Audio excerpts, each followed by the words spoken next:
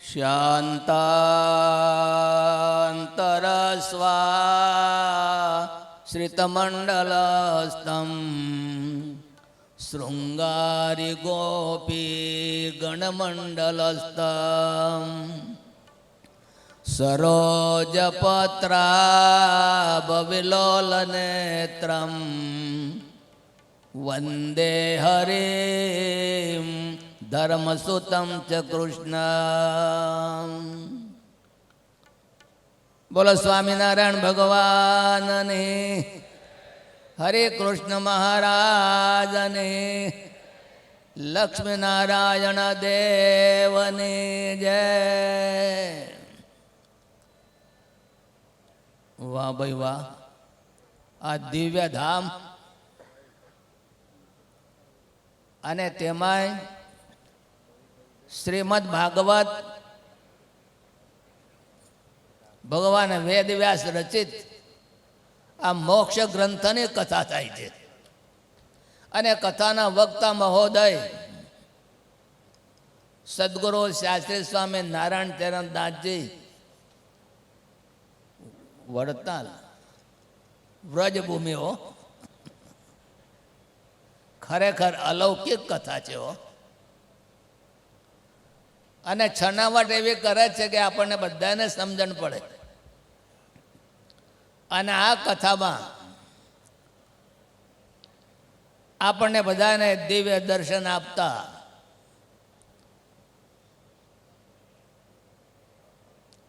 ધર્મ ધોરંદર આચાર્ય મહારાજ શ્રી રાકેશ પ્રસાદજી મહારાજ શ્રી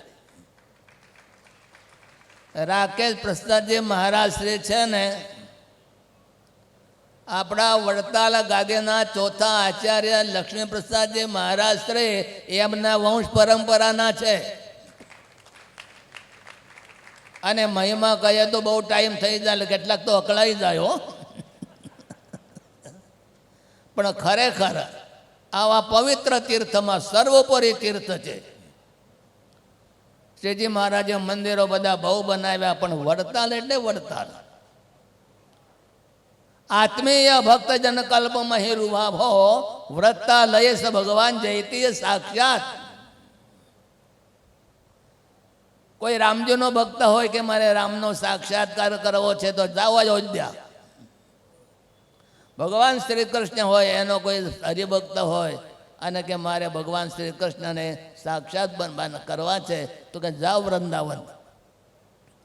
પણ સ્વામિનારાયણ સંપ્રદાયનો કોઈ હરિભક્ત હોય, કોઈ મુમુક્ષુ હોય, એને એમ થાય કે મારે ભગવાન સ્વામિનારાયણ એમનો સાક્ષાત્કાર કરવો છે, તો એને માટે સાક્ષાત જ્યાં ભગવાન વિરાજતા હોય ને ત્યાં જવું પડે. શતાન સ્વામીએ સત્સંગજીવનમાં લખ્યું કે વ્રતાલય સ ભગવાન જયતી સાક્ષાત. સાક્ષાત સ્વરૂપ જો કોઈ હોય તો વડતાલમાં શ્રીજી મહારાજે આ સ્વામીજીએ કહ્યું, તરળદાસ સ્વામીએ, કે શ્રીજી મહારાજે બે સ્વરૂપો અહીં આપ્યા છે, ધર્મ ભક્તિ અને વાસુદેવ સંત, અને બીજા હરિકૃષ્ણ મહારાજ એ સાક્ષાત છે ધામોમાં. અને આ ધામ એટલે કહું, સ્વામિનારાયણ સંપ્રદાયમાં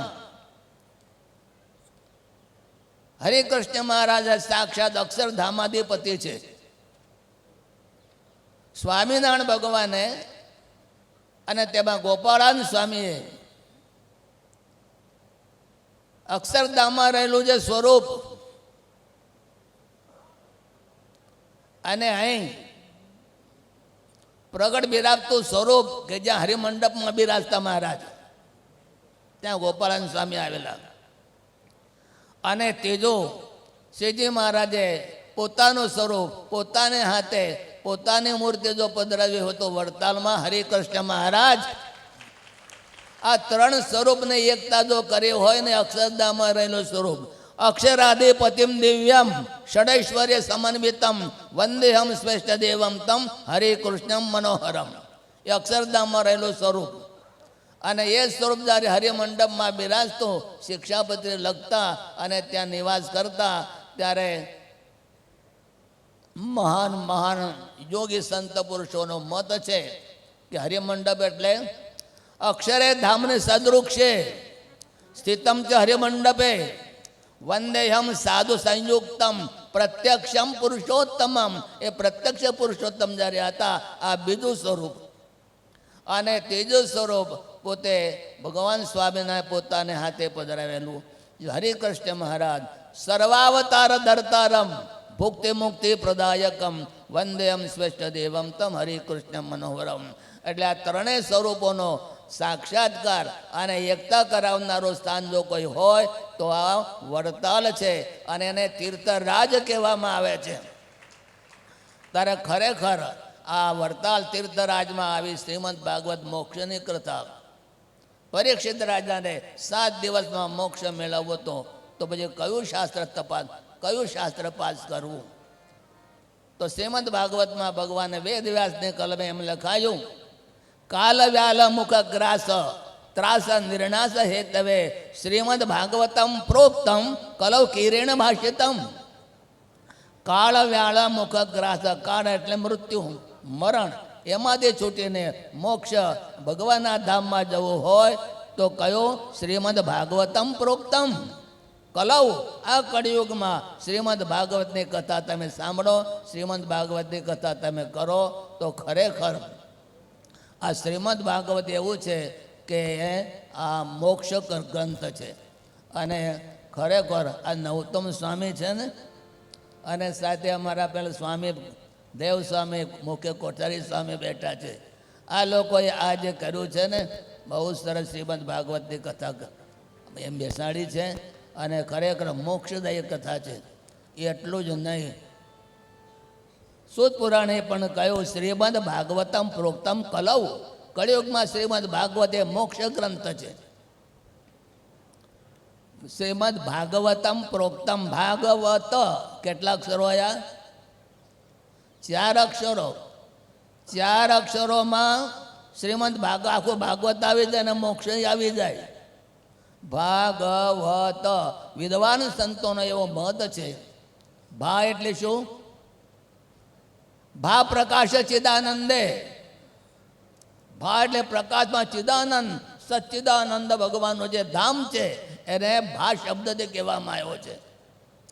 બીજો શબ્દ કયો આવ્યો? બીજો અક્ષર ભા, ગ. ગ એટલે શું? ભા પ્રકાશ ચિદાનંદ ગતિસાદ પારલૌકિક. ગ એટલે ગતિસાદ પારલૌકિક, સચ્ચિદાનંદ અક્ષરધામમાં જેને ગતિ થાય એ ગ શબ્દનો અર્થ છે. ભાગવ. અને વ એટલે વરિષ્ઠમ સર્વશાસ્ત્રાણા. અનેક શાસ્ત્રો છે, સારા છે, મોક્ષ પથક છે, છતાં પણ આ કળિયુગમાં શ્રીમદ ભાગવત છે. વરિષ્ઠમ સર્વશાસ્ત્રાણામ, સર્વશાસ્ત્રમાં શ્રેષ્ઠ મોક્ષ ગ્રંથ જો કોઈ હોય તો આ શ્રીમદ ભાગવત છે. અને ત્યાર પછી આવ્યો દ, ભાગવત તો આવ્યો. તો એટલે તરીભૂતમ સવાર ભવારણવે. ભવારણમાં મળ્યા સંસાર સાગરમાં તરીને ભગવાનના ધામમાં જવું હોય તો તમારે આ છેલ્લો અક્ષર કે તે તરીભૂતમ ભવારણવે, સંસાર સાગરમાં નાવરૂપ જો કોઈ ગ્રંથ હોય તો શ્રીમદ ભાગવતમ પ્રોક્તમ. શ્રીમદ ભાગવત કહેલું છે. હવે મહિમા તો બહુ મારે કહેવો છે, છતાં પણ સ્વામી બધા મને કે પાછા કરે, એટલે મારી તો એક જ ભલામણ છે કે નૌતમ સ્વામી, આ દેવ સ્વામી હોય, આ વક્તા હોય, અરે આ અમારા બાપુ સ્વામી, આ બધા સંતો જે મળ્યા છે ને, અને તેમાં નૌતમ સ્વામી એક ક્રાંતિકારી સંત છે. વડતાલમાં ક્રાંતિ કરનારા જો કોઈ સંત હોય તો આ નૌતમ સ્વામી છે. અને તેમાં વડે દેવ સ્વામી અને ચેરમેન સાહેબ એમનો સાથ સહકાર મળે, તમારા હરિભક્તોનો સહકાર મળે, અને પછી આચાર્ય મહારાજ તો એમાં રાજી હોય જ. એટલે ખરેખર આવા સંતે આ શ્રીમદ ભાગવતની કથા કરાવી છે. અને યજમાન પરિવાર બધા હરિભક્તો, તેને માટે તો અમારે તો ભગવાનના ચરણમાં એક જ પ્રાર્થના છે કે તમે જગતમાં ભવારણવે સંસાર સાગરમાં જે આવ્યા છો ને, ફક્ત સંસાર સાગર તરીને ભગવાનના ધામમાં જવા માટે આવે છે. અને એવું જો કોઈ સ્થાન હોય તો આ વડતાલ સ્થાન છે, વડતાલ ધામ છે, અને તેમાં ભાગવતની કથા છે. અને આ સંતો છે ને, આ સંતોએ પાછા મોક્ષ કરે એવા સંતો છે. એવા ભાગવતમાં લખ્યું અને શ્રીજી મારા વચનના મરત કહ્યું, સ એવ સાધુ સુકૃતો મોક્ષ દ્વારમ અપાવ્રતમ. સંસારીઓને સગા સંબંધીઓમાં જે હેત હોય છે તેવું જો સાધુમાં હેત કરે તો એનો મોક્ષ દ્વારમ અપાવ્રતમ, એ મોક્ષનું દ્વાર ખુલ્લું થઈ જાય. આવું આ પવિત્ર સ્થાન છે. અને એમાં શ્રીમદ ભાગવત એટલે યજમાન પરિવાર એ બધાને ભગવાન સ્વામિનારાયણ એમની ભક્તિ નિષ્ઠા અને શ્રદ્ધા અને ધંધો એની ઉત્તરોત્તર ઉન્નતિ કરતા રહે એવી વડતાલવાસી હરિકૃષ્ણ મહારાજ, લક્ષ્મીનારાયણ દેવ અને હાલમાં છે ને ભાઈ શ્રીજી મહારાજના પ્રસાદીના મુંબઈના રાધા ગોલોકિયારી મહારાજ એમના ચરણમાં અમારી અંતરની પ્રાર્થના. બધાને જય સ્વામિનારાયણ.